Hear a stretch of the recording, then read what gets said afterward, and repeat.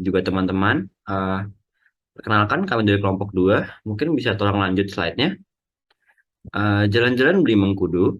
Perkenalkan kami dari kelompok 2. Mungkin perkenalkan dulu, nama saya Raffi Ryan Yusuf dan kode rekan saya Evan Riza Safik Aryadi dan juga Noval Firjitulovano. Oke, pertama kita akan membahas tentang SDLC atau Software Development Lifecycle. Apa itu Software Development Lifecycle? Software Development Lifecycle di System Engineering, Information System, dan juga Software Engineering.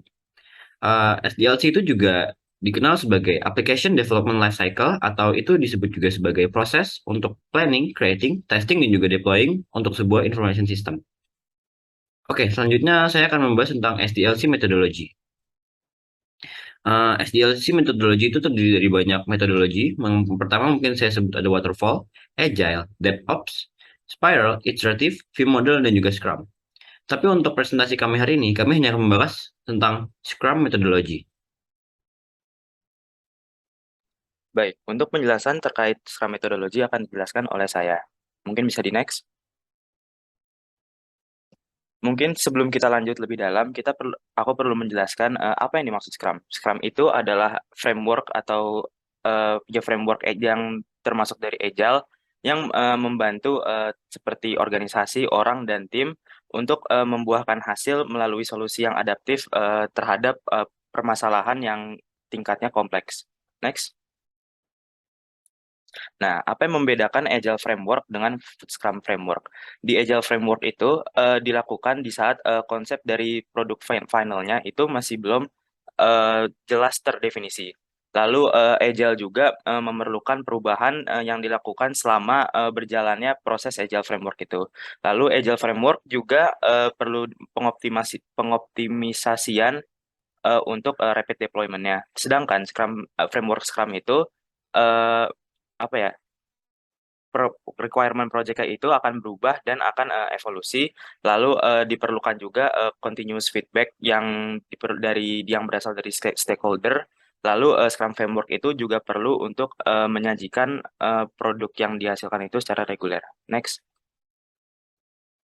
Nah, ini beberapa kosakata yang biasanya dipakai dalam Scrum. Yang pertama ada product backlog, yaitu to-do list yang berdasarkan requirement dan permintaan yang dimana untuk meningkatkan kualitas dari produk sendiri. Habis itu ada sprint backlog yang merupakan to-do task di dalam satu periode untuk apa? Yang diantara product owner sama development timnya. Lalu terdapat juga product owner. Jadi itu product owner itu bisa dibilang juga sebagai translator di antara kebutuhan user, kebutuhan bisnis, dan development scope-nya. Product owner itu juga bertanggung jawab untuk membuat product backlog yang sebelumnya telah disebutkan. Lalu terdapat juga Scrum Master yang dimana bertanggung jawab untuk seluruh proses Scrum itu sendiri. Scrum Master itu juga seseorang yang bertanggung jawab dalam memastikan proses agile-nya itu dan sprint di dalam Scrum ini bekerja dengan baik. Next. Lalu terdapat juga siklus Scrum Framework yang dimana dimulai dari product backlog-nya, lalu dilanjutkan ke sprint planning, dan dari sprint planning itu juga dilanjutkan ke sprint backlog. Lalu dari backlog tersebut dilanjutkan kepada Scrum Team untuk dilaksanakan daily Scrum.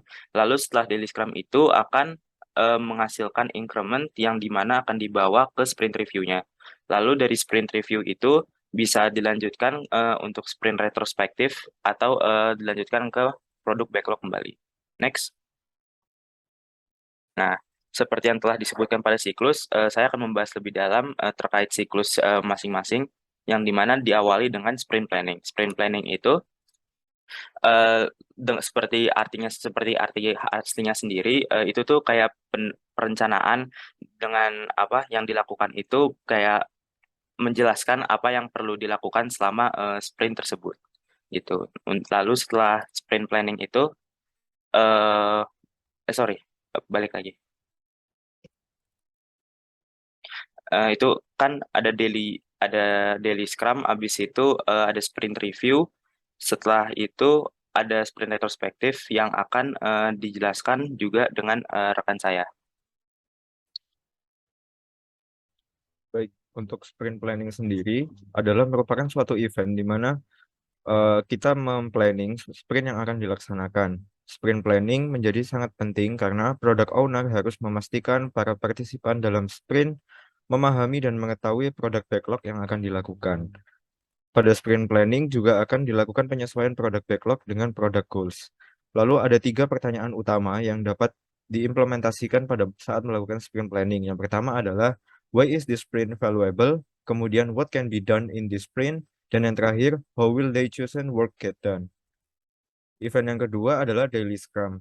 Pada Daily Scrum, ini merupakan suatu proses di mana untuk menginspeksi progres dari sprint goal yang telah ditentukan dan memodifikasi sprint backlog apabila dibutuhkan, serta adjusting the upcoming work.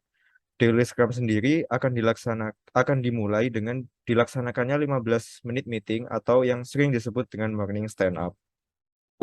Kemudian ada sprint review. Pada sprint review proses, outcome dari sprint akan diinspeksi oleh masing-masing stakeholder dan akan ditentukan penyesuaian ke depannya. Pada proses ini, setiap stakeholder akan mempresentasikan kerja yang telah dilakukan pada sprint sebelumnya kepada key stakeholder lain. Output dari proses ini adalah untuk menentukan produk backlog yang akan digunakan pada next sprint. Kemudian ada sprint retrospektif, di mana pada event ini dilakukan untuk meningkatkan kualitas dan efektivitas pada Scrum proses. Ada tiga pertanyaan yang perlu diperhatikan. Yang pertama adalah what worked well, kemudian what could be improved, dan yang terakhir, what will we commit to doing in the next sprint. Kemudian ada 4 Scrum values yang harus ditanamkan pada setiap stakeholder. Yang pertama adalah courage, yaitu untuk melakukan hal yang benar dan bekerja kepada tough problems. Kemudian value yang kedua adalah fokus, di mana semua harus fokus untuk melakukan kerja yang telah ditentukan pada sprint dan fokus kepada Scrum Team Goals. Kemudian adalah komitmen, yaitu berkomit untuk melaksanakan dan untuk menuju ke Scrum Team Goals. Dan yang terakhir adalah respect dan opens. Setelah kita ketahui bersama bahwa Scrum ini melibatkan banyak stakeholder, maka dari itu diperlukan untuk respect each other team member dan harus menyetujui atau harus bersedia untuk memaparkan yang sebenarnya terkait progres dan masalah yang dihadapi pada saat sprint. Kemudian beberapa tools yang sering digunakan pada saat Scrum. Yang pertama ada meeting platform seperti Zoom dan Google Meet. Kemudian ada task organizer seperti Trello dan Jira.